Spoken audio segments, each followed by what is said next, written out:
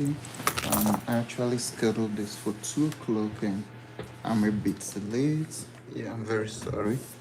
So, if somebody wanted to see me at that same 2 o'clock, I'm very sorry for being a bit late.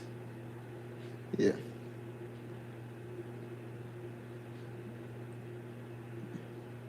Okay, so I'm at work now and then I have some free time. So I said, well, why don't you come and then do this short information session?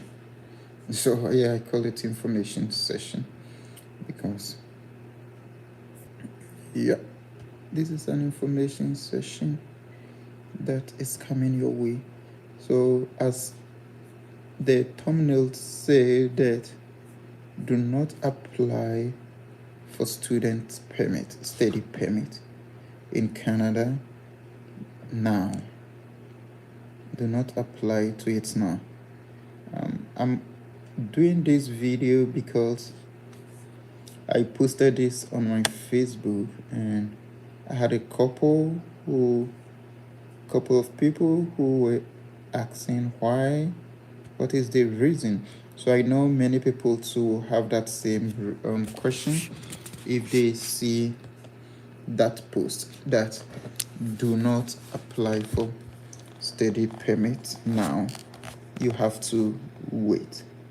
There is a reason for saying that. So that is why I said, well, why don't you just come up here and then explain it further for those. Oh my gosh. Explain it further for those who need to know, or those who want to know why I'm saying that.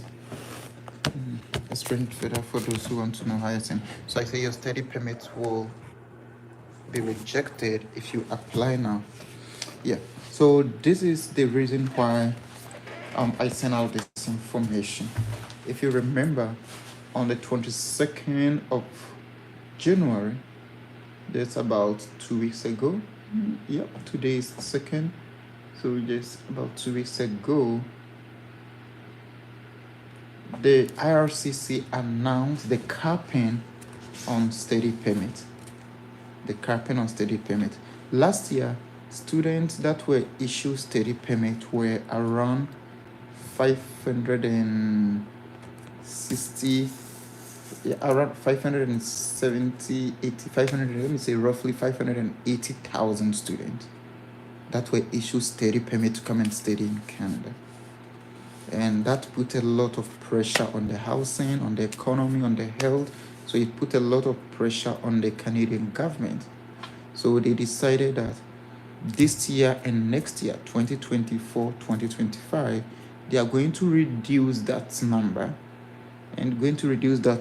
to 360,000, roughly 364,000, roughly 364,000, which is about 35-36% reduction. So meaning a lot of students are not going to get into Canada as students this year and next year. And then if it doesn't change, then it continues like that. So you can see the difference. Over 200,000 students as compared to last year would not get visa. So because of that, IRCC, before you apply for your study permit, you have to get admitted into the school, and most school take admission fee, and then you apply for your study permit, and then they give you the study permit. If you admitted into the school, that doesn't mean you get a study permit. So in order to be fair to everybody, those who are to give the study permit, IRCC have announced that this is the number I'm going to issue. So they could have just announced and then it doesn't matter if even 1 million people applied. I have to do that search and know how many people really applied, and then that out of that almost 600,000, about 600,000 were given. If even 1 million people apply for them, they say they're going to issue 364,000. So they could have been quiet, apply, and then they will just issue the number they want to issue, whichever criteria they do it, either first come, first serve, or whatever they will do it. If they hit their number, then they cut off. The rest, they don't care about you. But because they don't want that to happen, what they've done is the provinces, the schools that you are coming from, you are being admitted to apply for the study permit, they are going to share that 364,000 among the provinces. They will share among the province, and then the province will determine how many students each school is going to admit. So it wouldn't be if the school are given a quota of 10,000 and they admit more than 10,000, that would be their own problem. This is an advantage. This is an advantage. So it will mean that if you are admitted in a school, then you have about 80 chances of getting the study permit. Unlike previously that if you're admitted, you still don't know your chances of getting the study permit. But now, because of what they are doing, if you're admitted, you have about more than 50% chances of getting the study permit. But because of that, the IRCC, before you apply for your study permit, you need to add to your application what is called attestation letter from the province where your school is. So if your school is in Alberta, or it's in Vancouver, British Columbia, or it is in Manitoba, it is Ontario, that province need to give you a letter to be added to your application document. Initially, you only need your LOA, letter of acceptance. That is the only thing you needed, and then the rest will be your certificates, your application forms, and your proof of funds. But now they need that LOA, and they also need the attestation letter from the province. So that is why my information comes in that do not apply now. So from the 22nd of January to the last 2 weeks Monday, if you apply for study permit, obviously you don't have the attestation letter, and then your application will be rejected, because now the provinces are now meeting, finding a way. How are they going to issue the attestation letter? Is it the school that will issue it? How are they going to distribute the number of students that are coming into their provinces to their various schools? So that is what they are now working on it. They've not come out with any statement on how that will be done. And then they have up to 31st of March to come out with a statement. That was like what RRCC told them, that by 31st of March, come out with a statement so that they will be able to start processing. So from the 22nd of January to, let's say, 30th of March, because provinces have not issued any attestation letter, if you put in any application for study permit, it will be rejected. That is why I say do not apply for study permits now. If you got your letter of acceptance before even this year, or you got it before 22nd of January, and you did not apply, for the study permit, if your application did not go in into the portal, and then you should know the difference. it it is, your application is classified as like submitted after you've put in all your documents and then pay your application fee, and then like you hit on submit application, and then they will send you a letter either few hours after that or the following day telling you that your application has been received. That is when your application is considered like you've applied. So if you did not do this before 22nd of January, whether you had your admission already, you have your latest already, you did not do this application, if even you applied on the 23rd, your application will be rejected because you don't have attestation later. So even if you have your admission already, you still have to wait for the provinces to decide on how they are going to make the attestation letter works and how they are going to issue it. See, this is the first time. There might be some problems, there might be some challenges, but they will find a way to do it. But what you need to do is just wait. If you have your letter of acceptance already, you have to keep in touch with your school. I guess your school might have even emailed you to tell you what is happening. Just keep in touch with your school and find how that attestation letter will be issued. So on the 31st, they are going to announce how every province will do this. Announce how it's going to do it, depending on the province, how they want to do it. This is just my thought. Maybe some of them will even add up other requirements aside you being given offer letter,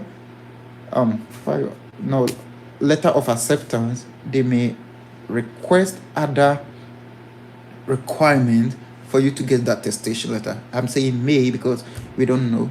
Some of them too might just say the school should just issue the attestation letter if they give you admission, depending on how the province want to see things, how the province are working on things. So that is how the thing has gotten to now. You know, I always say that if you get the opportunity, if there's a window, if a window opens, you try to grab it, you try to use it. So if you've watched some of my video, I said, well, if you get any opportunity, do not waste time on it, because we don't control any immigration office. We don't control any country. The country decide what they want to do. Just as our own country, Ghana, our president, the cabinet, the ministers, the parliamentarians, they decide what they want to do. So the country decide what they want to do. So if there's an opportunity and then you don't utilize it, you don't know when that opportunity will close.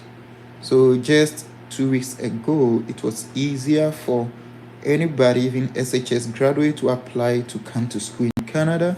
And then it was easy to get admission, to get your study permit, to come with your family. Now everything is changed. They first increased the amount that you need to prove cost of living from 10,000 to 26,000. That was what they did at the ending of last year. And then like just this year too, they've put in this cap. We don't know what they will do next. So this is just an advice, but there is still opportunity for you, for PhD student, for master's student. You can still apply. Say the cap doesn't really affect you because you will be considered first before any others. But for those who want to do like diploma, bachelor's, it will be very difficult. I'm not saying it's not possible, but it will be very difficult for you to be able to go through that at this time that how things are happening. So that is what why I put that information out there, that do not apply for your study permits now. Wait till you get your attestation later. Now, one thing that I'm thinking of or even anticipating, I know a lot of people are apply for the study permit. So those who have applied for their study permit last year and even this year before this announcement, what to be their fate? That is something that nobody know what their fate will be. But I don't think this capping, they are justice, so I don't think this capping will affect them. But even if they say this capping is not going to affect them, they will still find a way. So if you've applied for study permit and you've not received your study permit yet, if it is overdue, like it has passed the processing time, reach out, fill out a web form and find out, because how things are happening now, from those who applied for last year, let's say December last year or November, October last year, that they were expecting their study permit within this year, like January, February, March, they're expecting their study permit. Now this capping has happened. I'm just thinking, how are they going to calculate it? And I know those numbers too will be huge, because the way people applied for study permit, those numbers could be very, very huge numbers. So what is going to be their fate? What will be their fate? What will happen to them? We don't know. What will happen to them. So what I'm saying is, if your application have passed the processing time, reach out to them and find out what is happening, so that you know your fate. So if actually this capping is going to affect a lot of people. So for my anticipation, those who still have their study permit in, and then they are just coming to do just diploma, some bachelor, some certificate courses, I'm just anticipating that they might not get their study permit. They might be refused based on any little mistake or any little grounds. They might refuse them that study permit. This is, I'm just thinking wild. I'm just thinking beyond the box. So that is something that could happen. That is something that could actually happen. So for those who wanted to know why I'm saying do not apply now, that is the reason I'm saying do not apply now, because you have to get your attestation. So try your best. If you want to apply, this is the time you have to prepare your document well for the school, because if a school is giving a quota of, let's say, admit 5,000 students, what will happen is, let me use a school, maybe University of Alberta, U of A. They give them admit 10,000 students. I'm just using this as an example. Admit 10,000 students. The school too will distribute it among departments. So they are going to say, okay, well, then the medical department admit 1,000 students. The social sciences admit 2,000. If someone's around, could you tell them to call me at the office? The education department admit 3,000.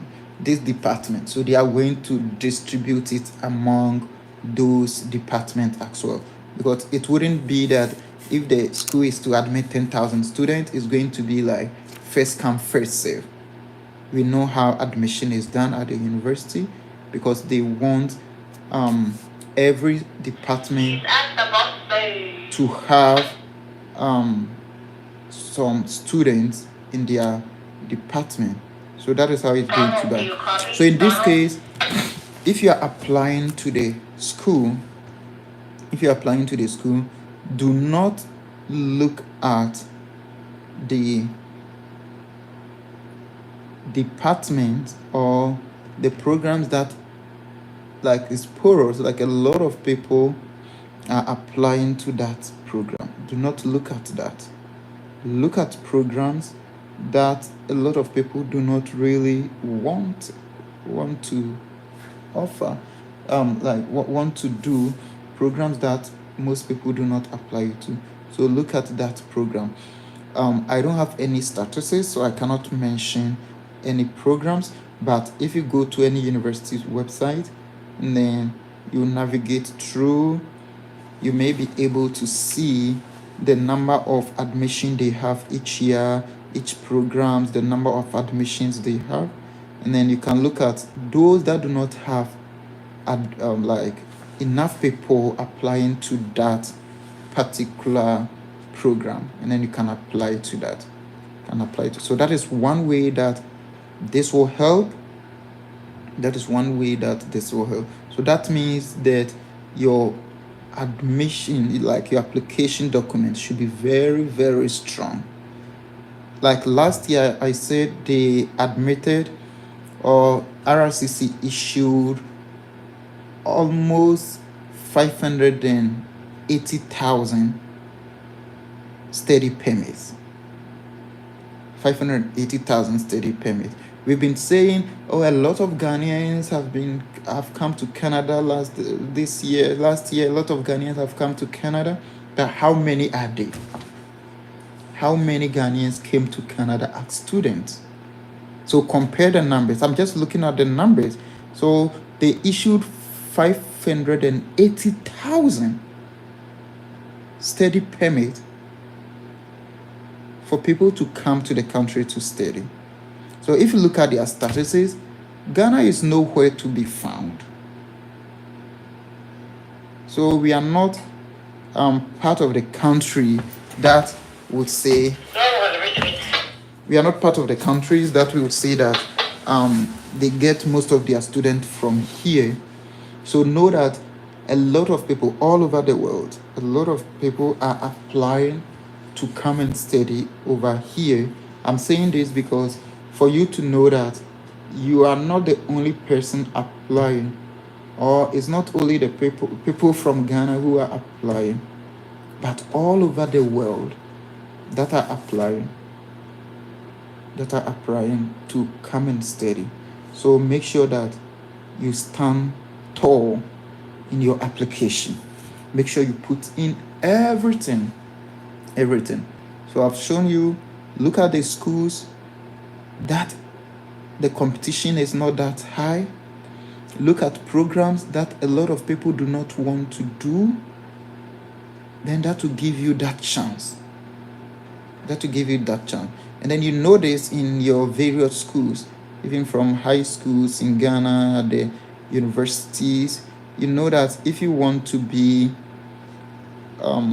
like you completed the same high school, you had the same grade, or even your grade is better than somebody, but the person is able to go to a university because the program he chose, many people do not like that program. So even the program, there are some programs, they are even begging students to come and take it. So they will just even admit you somewhere and then beg you to come and take those programs. And there are some programs too, even before admission is opened, the seat is filled. And you know that. So it's not something that you don't know. And it's not that it only happens in our country, it happens everywhere. I'm not talking about like bribery or something, but what I mean is a lot of people are applying to that program. So before admission is open, that program is for, we have wait list is there. So admission is open, the next day the program is full. But there are some program admission will even close and they've not even had 1/10 of students that they need. So those are the programs you have to look for when you are applying for the school. And then there are some schools too. Many people do not want to go to those schools. There are some schools many people do not go to those schools, do not want to go to those schools. So those are some of the schools too that you can look at. Those are some of the schools too that you can look at. So it's very important. The capping has really caused a problem, or it will cost a problem, but it is not the end. It is not the end. It is not the end of everything. You can still do it. You can still do it. But for those who have had your offer letter and have not put in your application, you have to reach out to your school and find out how you can get your attestation letter. Because if you don't get that attestation letter from the province, your application will be rejected. And then you don't want to put in application and then it will be rejected, and then you have to re-put in that application again. If your application is rejected because you don't have the attestation letter, that doesn't mean that you cannot put in your, or you've been, because you did nothing wrong, it wasn't your fault, and then just that they changed things. But the only thing is they'll send your application back to you and ask you to get the attestation letter first. But look at the time it would take for them to even get to your application, to send it back to you, for you to look for the attestation and then reapply. It might even take, we know them, those who have been applying to Canadian immigration, you know how their things work. You know how their things work. So do not waste that time to apply and then be rejected, to reapply again. Just reach out to your school. They'll reach out to you. If they've not, reach out to them and then find out when and how to get the attestation letter. Like I said, we are expecting that announcement from the provinces latest by 31st March. Because now that RRCC announced it 22nd January and they gave them up to 31st March to find a way to give that attestation letter. So that is it. But now it's difficult for many people to enter the country through education, but it will be easy for those who want to come and do their masters, especially research based, and then those who want to do PhD. It will be easy for you as well. It will be easy for you as well. But another way that has not closed, that you can still use, is the conference. So a lot of people come in with a conference or come in as visitors.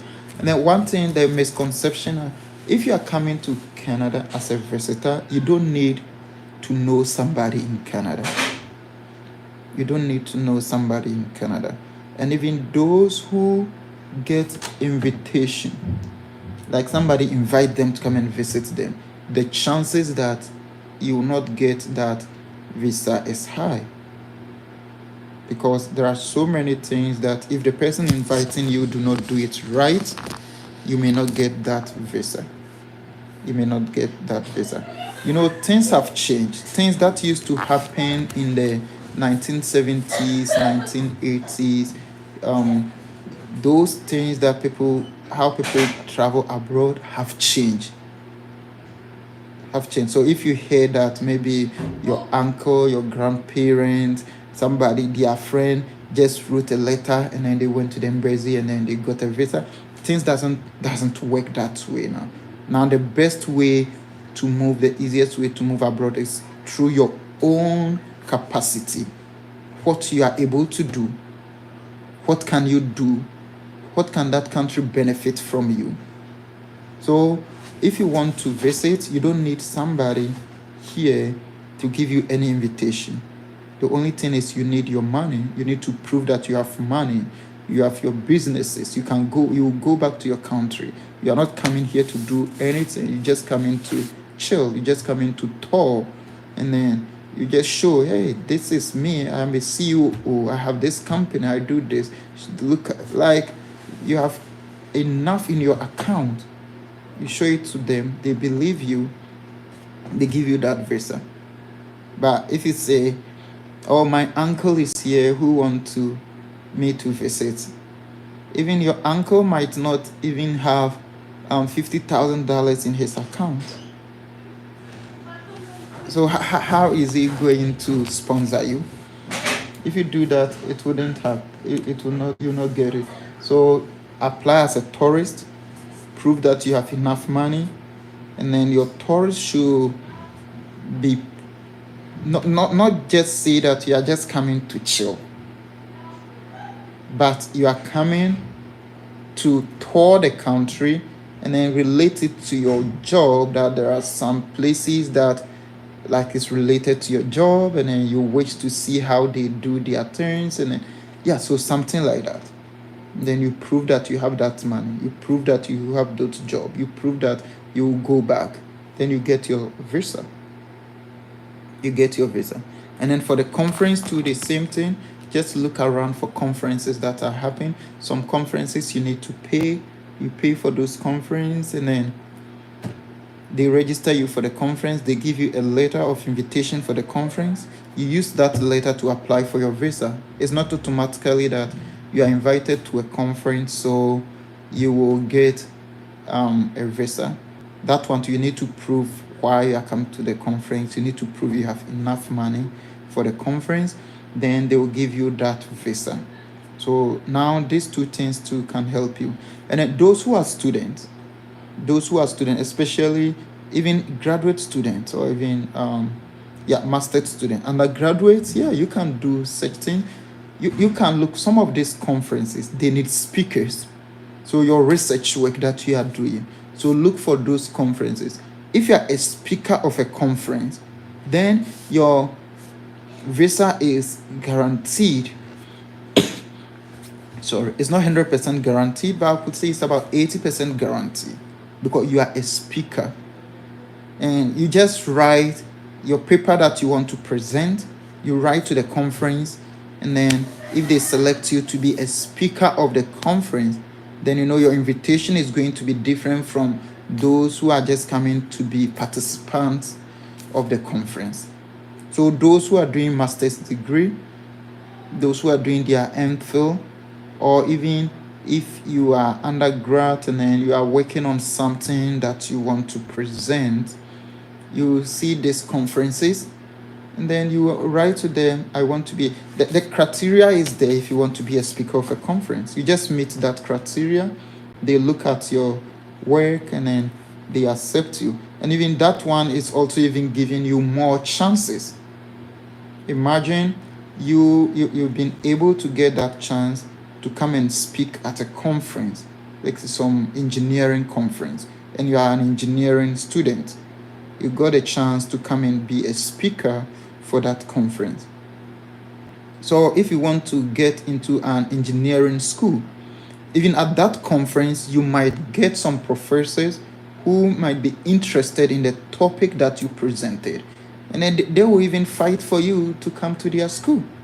And that is where you get the scholarships, you get the 100%, like they pay you to school. That is how you do that. And these things are not difficult. The only thing is you need to apply. And then if you meet it, there you go. You can think of those Guinness marathon going on in the country. You just apply. And if you meet their requirement, they ask, hey, go ahead, do it. So it's not anything that is too hard to do. if they do not call you, it doesn't mean that you are not good, or maybe other people too were better than what you did. So next time you do things to get to the highest point, or you are try something which is like a little bit lower, that you may go through successfully. So that is it. There are so many things. And then if you have your conference visa already, and maybe your intention wasn't to attend the conference, or the conference is past, you can still travel with it. But the best way is wait and apply to that conference, or apply to a different conference, get accepted into a conference, and then come with that visa. That would be the best thing. But if you don't want to do that, do not rush to come through. Just wait about 1 year, then just come as a normal tourist, but you still need to show that you have enough money to go through all the process. Enough money to go through all the process. So thank you. I think I will end here. And then maybe next time I will come out with different things that you need to know. So thank you very much. If you have any question or anything that you need more information on, just put it in the comment section, or just reach out to me. I encourage you to hit the like button, and then share this for others. Thank you very much. Bye.